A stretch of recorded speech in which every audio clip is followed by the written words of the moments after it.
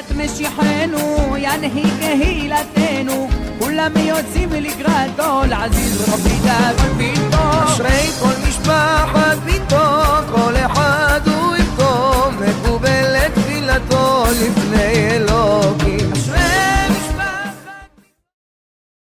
Je te rêve à voter avec la permission d'Hachem. On se trouve en ce moment sur la tombe de Rabbi Hippido à Shalom.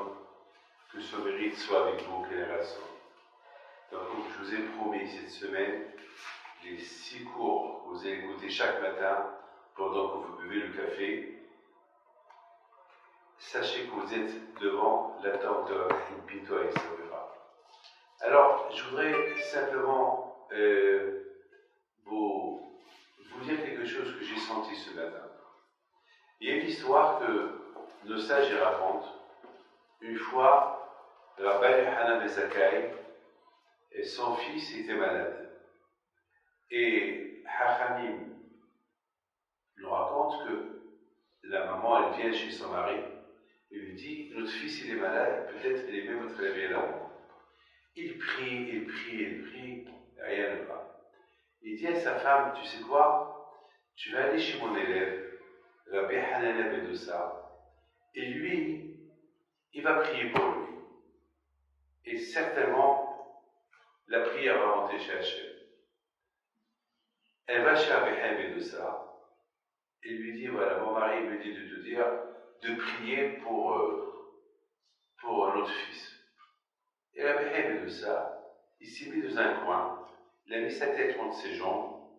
Après quelques secondes, il se lève, il dit à la femme de Rabbi Yochanan ben Zakkai, c'est-à-dire à la femme, la mère du malade, ça y est, j'ai prié pour votre fils, il va être bien.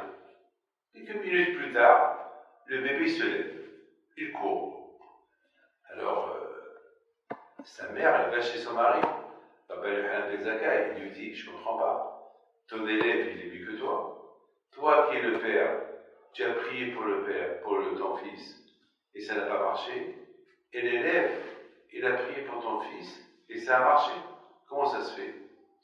Alors il lui dit, tu sais ma fille, à quoi ça ressemble ces histoires entre moi et mon élève? C'est que moi, je suis considéré comme un ministre chez le bon Dieu, qui est le roi des rois, et mon élève, Rabbi Yochanan ben Dossa, lui, il est comme un serviteur qui rentre chez le roi, qui rentre quand il veut. Vous savez c'est quoi la différence entre un serviteur du palais et un ministre du palais? C'est que le ministre, même qu'il est bien haut gradé, premier ministre, à grand niveau, c'est un ministre. Il ne peut pas rentrer quand il veut. Parce qu'il y a un protocole. Mais tandis que le serviteur, il rentre, il sort, c'est un serviteur. Alors, mon élève a ça, il est comme un serviteur. Ça veut dire que le fait que lui, il est comme un serviteur chez le bon Dieu, il rentre, il sort, dans sa raison pourquoi sa prière, elle a été vite acceptée, et la mienne, et il fallait du temps. Elle aurait pu être acceptée, mais il faut du temps. Et c'est ça. Et quand j'ai remarqué ça ici au Maroc. Ici au Maroc, on voit que ceux qui sont proches du roi, eh bien, il ne peut pas rentrer et sortir chez lui quand il veut. Mais tandis que les gardes-corps du roi, par exemple, eh bien, ils sont toujours à côté de lui. Ceux, par exemple, qui doivent apporter un café, le roi, il va cliquer du doigt et tout de suite, il y a un serviteur, il va venir chez lui, il va dire, oui, majesté, qu'est-ce que vous avez besoin? Je veux un café. C'est ça la différence.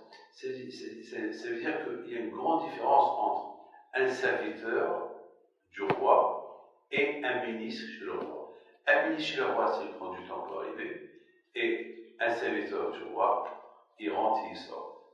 Et la différence entre les deux, c'est que le serviteur, il reste toujours serviteur, mais le ministre, il est ministre, il peut monter de grade, et bien sûr que toujours le ministre, il est plus écouté que le serviteur. C'est quelque chose que j'ai remarqué.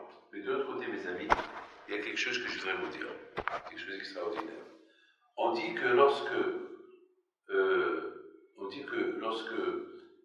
ils ont inauguré le tabernacle, eh ben, tous les princes, ils ont apporté un sacrifice. Mais Aaron n'a pas apporté de sacrifice, parce qu'il n'a pas été invité. Alors Aaron, il a eu un peu de la peine. Il a dit pourquoi? Quelle est la raison? Qu'on ne m'a pas invité à apporter un sacrifice comme les autres. Les 12 tribus ont apporté un sacrifice, mais la tribu de Lévi n'a pas apporté de sacrifice. Il avait la peine. Pourquoi? Alors maintenant, la question se pose, de quoi tu as... Pourquoi tu as de la peine? Grâce à Dieu, tu as beaucoup de travail.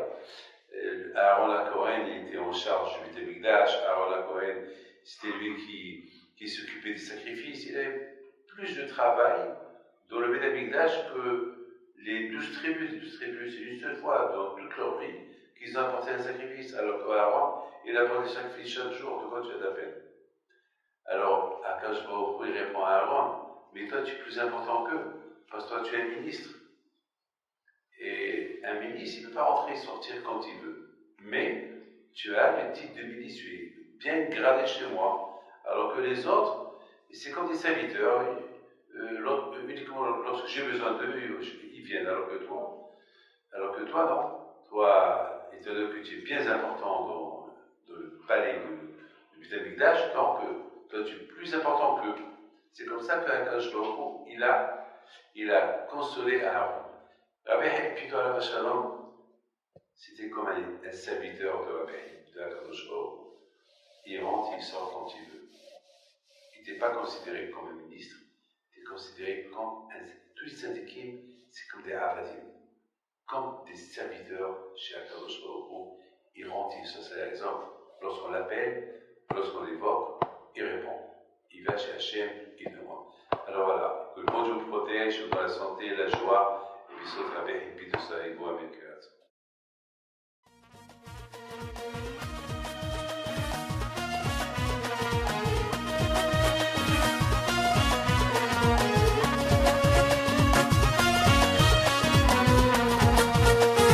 نوضوا يا ناس صغرتوا على ربيع حيم بنتو وقف لنا زي خوتو يا وز خوتو